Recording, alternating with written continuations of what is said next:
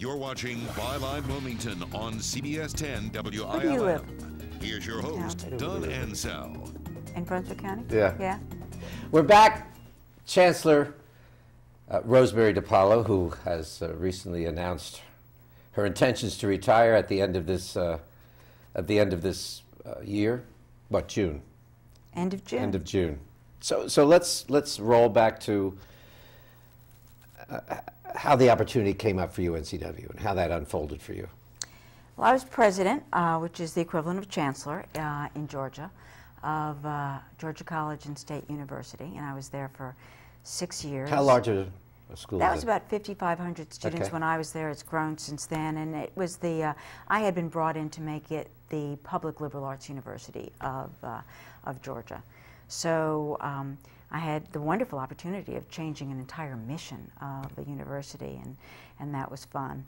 And then I got a call from Larry Dagenhart, who was chair of the search committee here, one night when I was sitting in my office, and he started talking to me about this. I had not been looking. I did not even know it was available. And Larry talked to me, and I became intrigued. You did. And so Fred and I drove up, and I remember this well. It was a couple of days before New Year's Eve, and we drove up to see Wilmington, crossed that bridge, saw Wilmington Had downtown. never been here. Had never been here. Just saw the downtown at night and gasped at how beautiful it was. And it grabbed my imagination. And so I finally applied for the job, and I was incredibly fortunate to get it. So you come in and this search panel interviews you. Is that the process? Right. We had interviews, I think, in Charlotte at that point, and they were pretty extensive. And I liked the people I met, and it was. What I realized that excited me was how far the university had come, but how much potential it still had. You saw that. And I think my successor is going to find the same thing. That's what I hope. Did you have any reservations about taking the job? I don't think I had any. No. It was just a tremendously exciting time. I remember you had some pushback from the community when you were installed as chancellor about the pomp and circumstance and the money that was spent on the week of activities. What are your thoughts about that in retrospect? You know, I understand their concerns completely, and they're even more pressing during this fiscal environment. What they don't understand probably is that every university has that. It's simply part of the culture of academe, and it's a throwback to our medieval roots, and there's just a lot of pomp and circumstance involved with it. We try to make it as simple as possible, as economically feasible as possible. That's just the way these things are. How challenging was the transition from the Lutzy administration to your team taking the reins? I don't think it was tremendously difficult. You know, there's always anxiety on the part of at any university when there's a change. I'm already hearing some of that now. It works.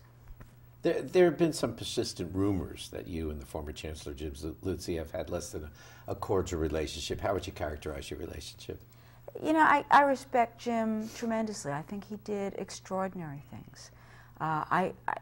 Every speech I have, particularly in the early days, but I always recognize how he put UNCW on the map. And what were your initial goals when you took over as chancellor? I didn't have any. You know, people kept saying to me, "What's your vision?" And they always said, "What's your vision?" I said, "I've only been here 2 weeks," and I said, "It's not going to be my vision. It's going to be our vision." And so So that was a process for you? That was absolutely a process. And so what we started doing was, I asked people to gather so much data, and we started on what's been important for us. We started on a benchmarking study. We looked at every single aspect of the university compared to our peers, and we had a very inclusive process where we talked throughout the community, we talked throughout the campus community primarily, but we used those data as the basis for those discussions to figure out what our core values were, what we thought we were, and then we said, well, here's what the data show we are. And there were some aha moments in that led to all of those discussions, and they were wide discussions, led to our saying, okay, here are the things we think are important, here are the things we have to work on, these will be our goals.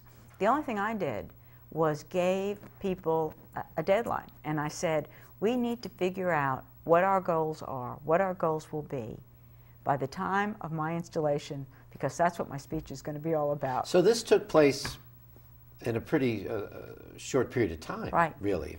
My first year, and the installation was April 24th, and everything had to be ready by then, and then I rolled out what our strategic plan would be. And you said you feel like you've accomplished most of what you set out to accomplish in that strategic plan. What were some of the highlights of that? Well, you know, I expected it to take 10 years. It took 7 years, and it took 7 years in a bad economy. So there's only one way that can work, and that's because of incredible people. And you know, that's why it's UNC Wonderful. The people we have are amazing. They haven't gotten raises in 3 years, and they still work amazingly hard. I can't praise them enough. The goals were primarily to make it into the most powerful learning experience possible, and we defined what that meant, and we said this is a university that is going to compete against the top universities in the state and beyond, and we've done that.